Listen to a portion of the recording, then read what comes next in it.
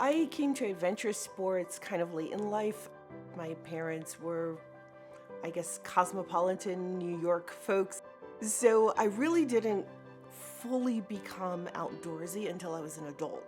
And it was after a traumatic brain injury and spinal cord injury in the Army that I needed some form of recreational therapy, and my recreational therapist had a poster outside their office of people in these bright colored boats, and there was a campsite and a fire, and they were kayaking. And I said, could I ever do that one day?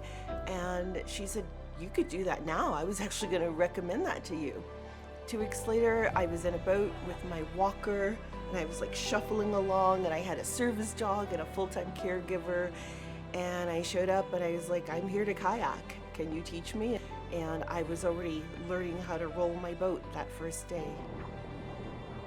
And from starting to kayak, you go to these beautiful places, and so you want to stay overnight, and then you start camping, and then you start camping for 5 days, and then it's like 7 days, and then you want to go to even more remote locations, places that there are no cars, a helicopter can't even get to you, like on the main Salmon River.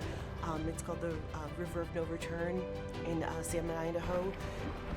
I took 8 friends, and we spent a week in the deep backcountry, camping on remote beaches and cooking all our own food.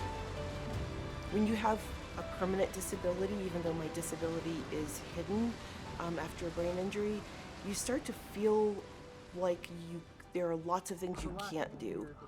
And it eats away at your confidence in every aspect of your life. But when I get out on the river, I have this muscle memory, and it's me riding the back of this really powerful river, and I feel capable. I don't feel like I have a disability, and I don't feel like I'm awkward. I'm just as capable as everybody else who's paddling at this class level. So I love that it gave me back my power, it gave me back a sense of independence. What concerns me about the Colorado River watershed is that Colorado is growing in population, and we have this finite amount of water in our rivers and reservoirs that's heavily dependent on precipitation, rain, and mostly snow melt. And I'm concerned when years are drier and drier, and I don't know how that watershed can continue to sustain all of us that use it. The Colorado River watershed is only accessible to me as a recreator for a few months every year. Once you have the initial high waters, and then it drops off more and more until by late August, early September, I can maybe wade in the water, but there's not even enough water to boat or stand-up paddleboard in.